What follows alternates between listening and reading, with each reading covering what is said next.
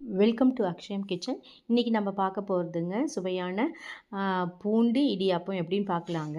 Lemon போட்டு செய்யணுங்க. இது ஒயிட் இடியாப்பம் வந்து இதை வாங்கிக்கலாங்க, இல்லைன்னா வீட்டில் செஞ்சுட்டுங்க.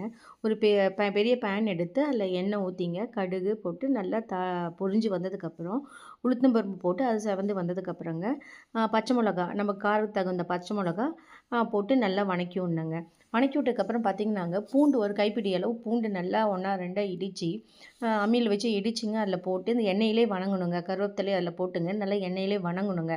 வணங்கினதுக்கப்புறம் வந்து வெங்காயங்க நல்லா பொடியாக, பெரிய வெங்காயமே எடுத்துக்கலாங்க. நல்லா பொடியாக அரிஞ்சது வந்து 2 கைப்பிடி அளவு இல்லை 1 கப் அளவு எடுத்து நல்லா இதோட பூண்டோடு போட்டு நல்லா வணக்கி விடணுங்க. அப்புறம் வந்து மஞ்சத்தூள், உப்பு, இதுக்கு தகுந்த மஞ்சத்தூள், உப்பு போட்டுங்க. லெமன் வந்து நமக்கு என்ன சுவை வேணுமோ, புளிப்பு சுவை அதுக்கு தகுந்தாப்புல லெமன் 1 2 3 எடுத்துங்க. நல்லா புழிஞ்சி அதில் இருக்கிற அந்த சீட்ஸ்லாம் எடுத்துட்டு இதிலே இப்போ ஊற்றிடணுங்க.